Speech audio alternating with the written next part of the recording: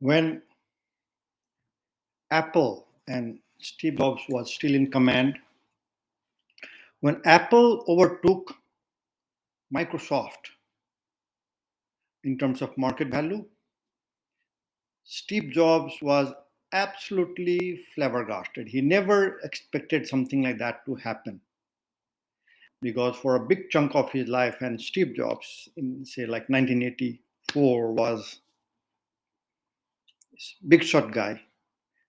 He was all over the media. Bill Gates was a nobody, but Microsoft did really well with Windows and blew Apple out of the water. And Apple almost died. And when Steve Jobs made his comeback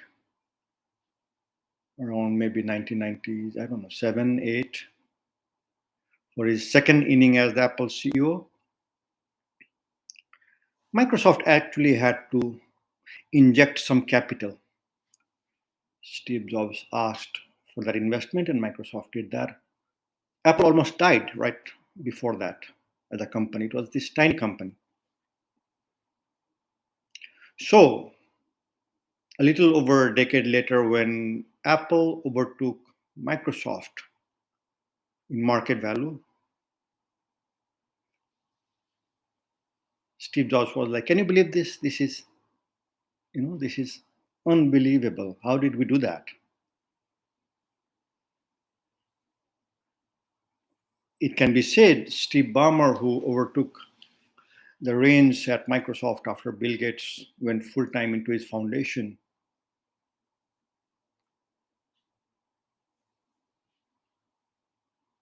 Steve Ballmer made this classic mistake that CEOs of successful companies make. If you look at the numbers in terms of like revenue and everything, Microsoft was doing really, really well when Steve Ballmer was CEO, like record revenue.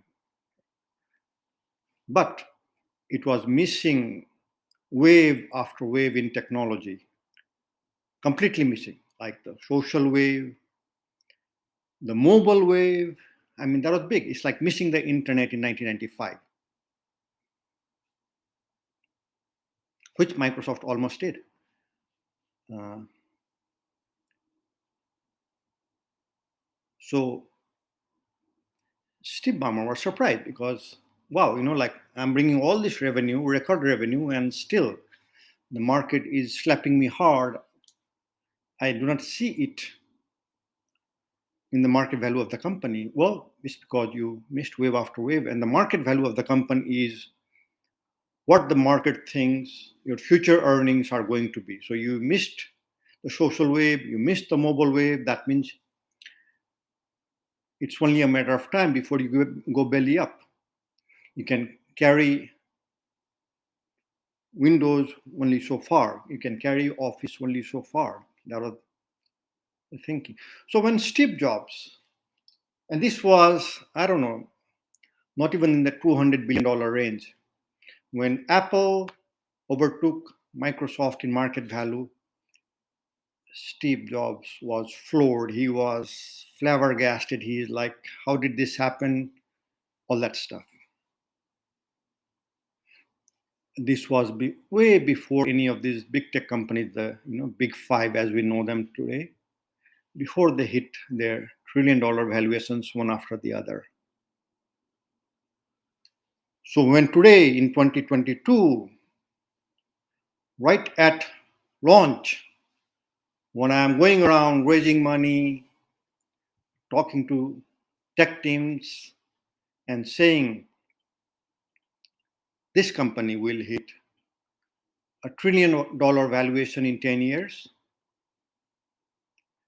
that is not something that could have been said 10 years ago or 20 years, definitely not 20 years ago. If you had asked Jeff Bezos in 1998, are you building $1 trillion company? He would have been like, what are you even talking about?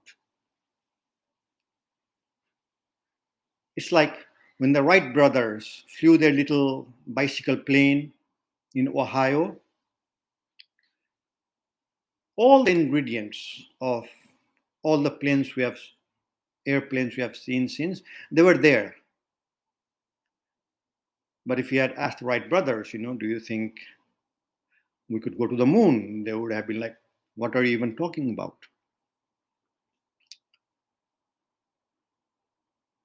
Of course, today, we have commercial rocket engines, not jet engines, but rocket engines, and not just rocket engines that will go to the moon, that will go to Mars, but there's talk that from any point on Earth to any other point on Earth, if you use the rocket engine, that's a half-hour journey. So you could go from New York to Tokyo in half an hour. You could go from Tokyo to London in half an hour. You could go from London to Johannesburg in half an hour if you use the rocket engine. So, because where technology is today,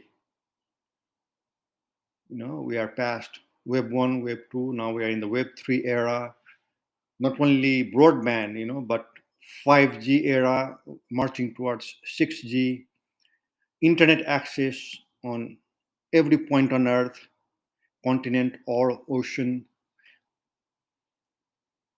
just the depth of where the technology is and where it is headed. The blockchain, which is at least 100 times deeper in what it can do than the original internet, the original web.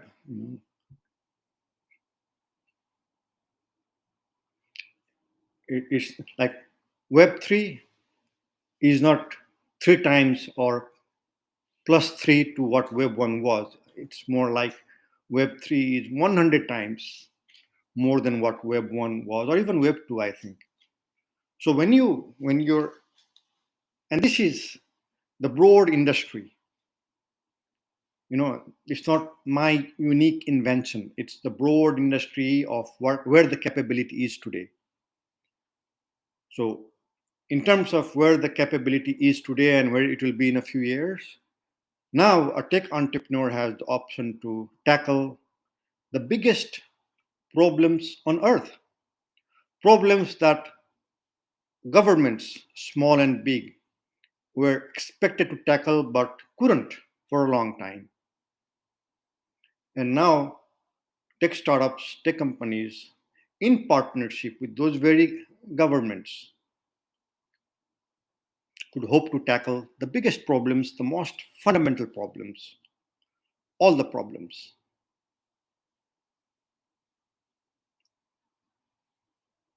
I mean, tech has its limitations. And in a near future video, I'm going to talk about corporate culture, where, the exercise of the human will of, doing right versus doing wrong, that's not technology.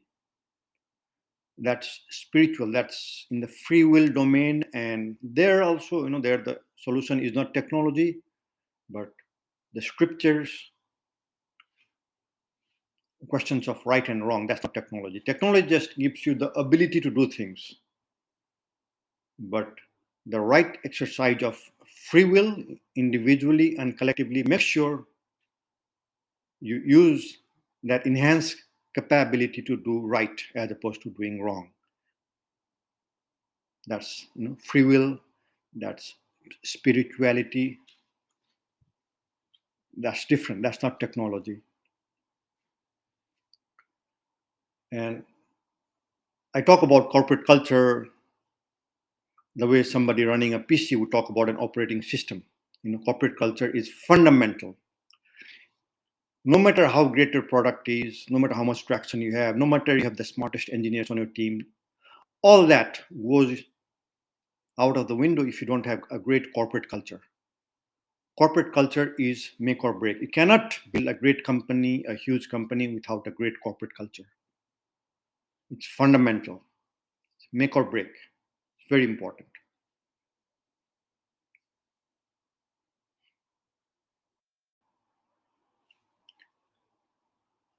I start with the problems. big problems. By now, it is wisdom, this common wisdom, to say the global warming, the climate change problem is existential. The pandemic that we just have and are still having in a way, although we might be at the tail end of it, there was a glimpse of how bad things could get if the global warming pendulum keeps swinging. Climate change is existential. I think inequality is also existential and they might be related. The gross inequality might be the reason why we have the climate catastrophe in the first place. Too many people are disenfranchised in terms of voting rights, but also in terms of the way wealth is distributed. Only a few days ago, I was uh, watching a video on YouTube. This economist at Columbia, Jeffrey Sachs, who I have been aware of his presence for a few decades now. And it's a short 10-minute clip, and he concludes by saying, all these billionaires who want to go to space, we should send them to space. We should just keep the money behind. He's talking about Elon Musk, Jeff Bezos, Richard Branson. His point is, like he lives in New York City, I guess, Columbia University. New York City's budget is $100 billion, the annual budget.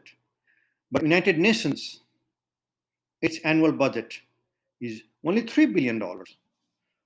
So one city, a tiny city in terms of geographical area, in one tiny country in terms of population, the US is what, 5% of the global population. That tiny city in the tiny country has an annual budget of 100 billion, but an organization that's supposed to take care of the entire planet has an annual budget that's only $3 billion. It's offensive, it's wrong, that's not the way it's supposed to be. And so he concluded that by saying we should send these billionaires off to space because they seem to really, really want to go to space. We should just keep the money behind.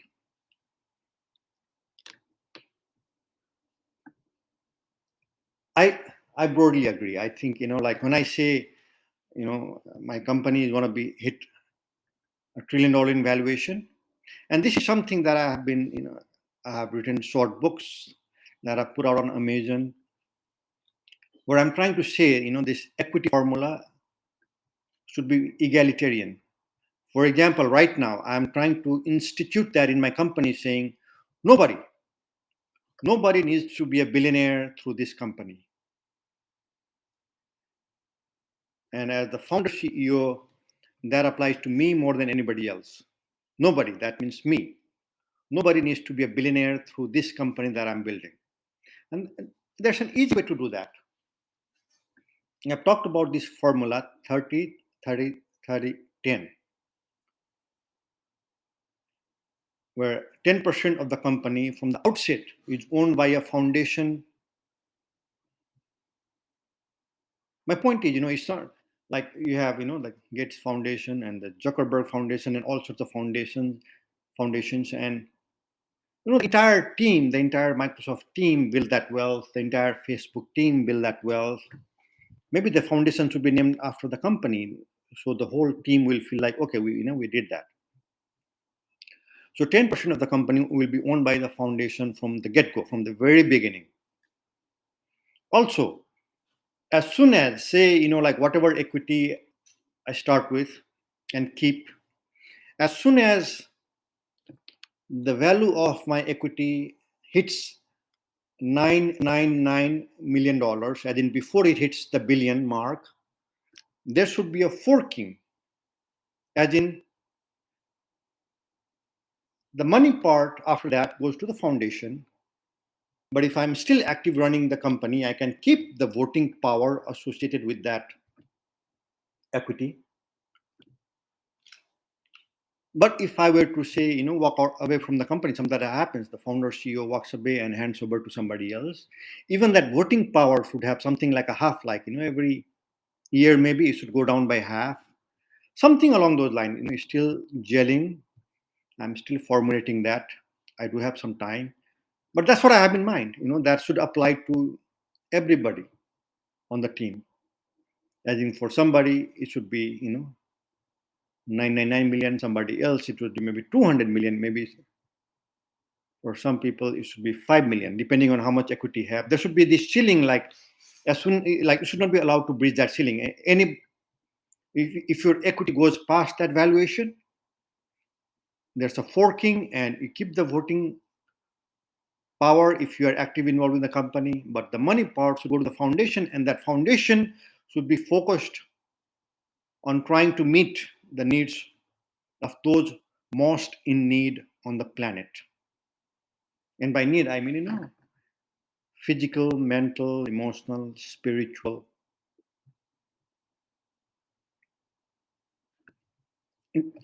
That foundation, I need that. Like, that foundation is the only incentive I have to work hard, to do my best work, to build the best company I can build. I could not motivate myself if the idea were, okay, let's become a billionaire. I could not do that. I like, my basic needs are already met. I feel no particular need. I mean, if I had a little more money, I might be able to do a few more things for my family, and I would like that. I would like that. Why not, right? But if it is just about me, hey, I'm fine. All my needs are met right now. So the idea of building wealth for me would not be sufficient incentive for me to do my best work. I need this foundation. I need to feel like, okay, if I do great work, if I build a great company, if the market value of the company goes up dramatically, then this foundation will have a lot of resources to reach out to the people on the planet who are in the greatest need. And that is my primary motivation as to why I want to build an amazing company, a great company, a big company, a company that goes on to tackle some of the biggest problems on the planet. That foundation drives me. So it's an inbuilt feature from day one, where I call it 30, 30, 30, and I did 30% to the founders, 30% to the team, not just the team that you start with, but also that team as it grows, like year one, year two, year five, year 10. uh, People should get their salary, but they should also get some equity, right? So that the 30% is for the team, 30% to the investors in various rounds, round one, round two, IPO, even after the IPO. So that's for the investor, 30% to the investors in various rounds, 10% to the foundation. And I have a short booklet on Amazon called 30, 30, 30, 10, where I talk about this. And I'm going to flesh this out a little more, because in that booklet, I have not mentioned this forking idea. I'm going to add that forking idea, because I feel like somebody like me, the founder CEO, like the founder CEO does not need to be a billionaire. Like, what are you going to do with the money, right? So the best use would be where that foundation tries to be does non-profit work, tries to serve the people in the greatest need on the planet, wherever they might be. And so that inbuilt incentive, and that foundation will not be in my name, it will be in the company's name, so the entire team feels like they are contributing to it. They build the wealth together, and now they are being able to serve those in the greatest need. That drives me.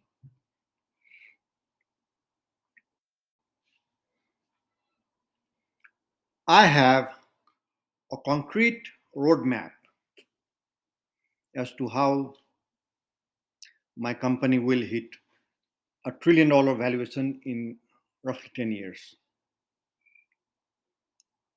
And I've been willing to talk in great detail in a private one-on-one audio or video chat with potential investors on that. But in this video,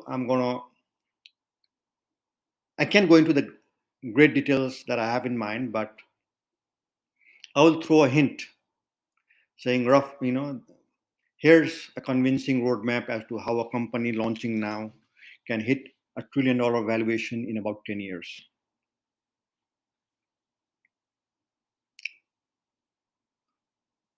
So, you raise money at a 10 million valuation. That's pretty much standard, 5, 10, 15, 20. 10 is today, it's not considered too ambitious. So I could raise 500K or a million at a 10 million valuation. I would prefer to raise as little as possible. Like 500K is better than a million. And that's an interesting thing to say. Like, why would you want less money? Like, why is 500K better than a million? Well, because money is not free. The investors, when they give you money, they take equity. So if you only raise 500K, you will only give out half the equity that you might have to give out at 1M, at a million. So you want to raise as little money as possible, but enough for however long you need it. I mean, do you need it for 6 months, a year? Usually you raise enough money to last you 18 months. So whatever your burn rate is and is going to be, including the team expansion, at any point in time, you should have a minimum 6-month runway, and at the outset, roughly 18 months, a year and a half. So when you go to raise money, you are saying, okay, if you give me this money, I will have enough money for 18 months. And once you start using up the money and you have only enough money, as in money in the bank divided by your monthly burn rate, that's your runway. What's your runway? How many months? So when the runway is down to 6 months, you go out there and raise money. Raising money becomes your top priority. So if I were to raise 500K or $1 million at a $10 million valuation, so I'm starting at 10M. Let me take a side and talk about valuations. And a famous example is when LinkedIn went IPO. When LinkedIn went IPO, it actually did better than Facebook because although Facebook rebounded, but it took a dip at first, and a lot of people were worried, their investors and stuff. But LinkedIn, it went IPO and boom, it got 1,000x multiple, as in the market value of the company was 1,000 times whatever it was earning per year, which is pretty impressive. And this is almost 10 years ago. So a company that can make the market feel like it's going to grow in terms of revenues. And LinkedIn's trick was pretty old school. As in, yes, we are a tech company, but we have a product, and enterprise product that salespeople use, recruiters use. So our paid product is so good that we're gonna use a sales team to actively sell it to people and to companies and to recruiters and others. So because and having a sales team, that's a lot of tech startups did and still do look down upon the idea. Like, hey, we are a tech team. If we build a great product, it will sell itself. Like, did anybody call you and say like you should maybe? Did anybody on the Facebook team call you and ask you to open up a Facebook account ever? No. But LinkedIn said, no, our product is so good that we need a sales team to sell the product. And because they did that, they did really well. They had this robust revenue numbers and growth projections. And because they had that, they got this 1000x multiple.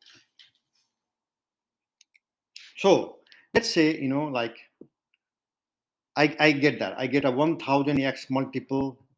So how much revenue will I need to hit that, to get $1 trillion valuation? Do the math.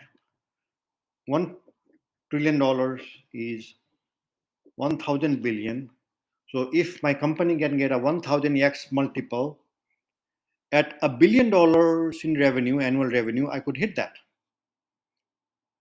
Could I get $1 billion in revenue?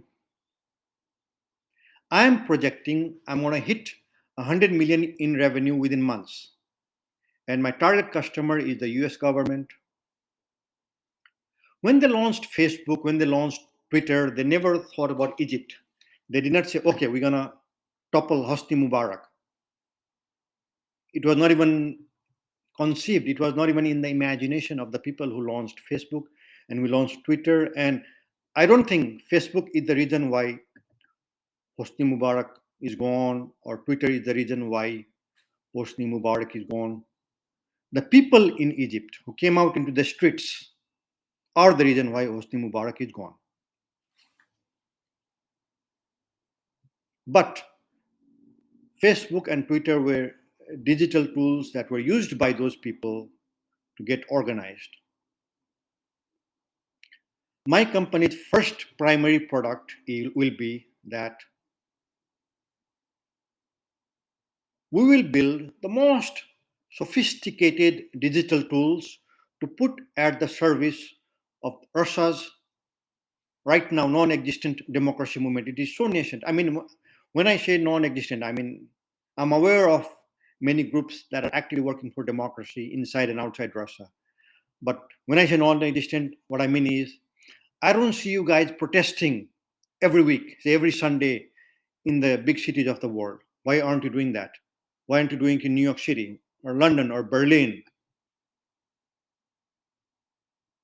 Right? So unless I see that public action where you are out there demonstrating and protesting, and I understand it's an authoritarian regime, maybe you fear for your friends and relatives inside Russia, well then you wear a mask.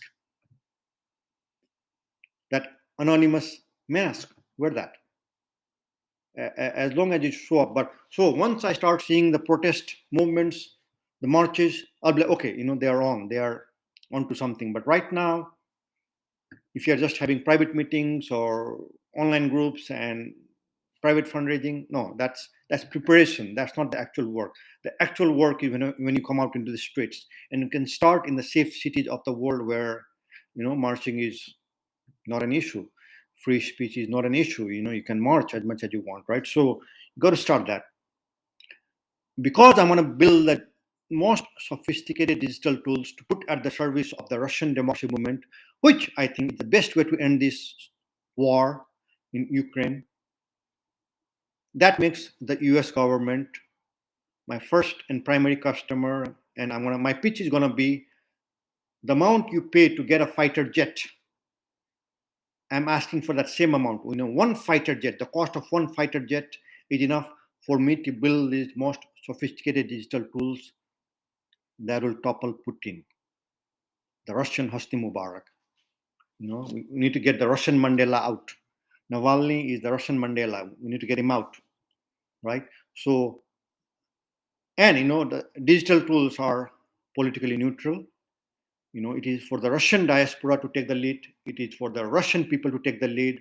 Only they can decide, what kind of government they want in Russia. Not me, not my tech team, not my digital. My digital tools are neutral, but I will put them at the service of the Russian democracy movement, and that makes the US government my first customer. My ask is $100 million. At $1 billion, it's $1 trillion company.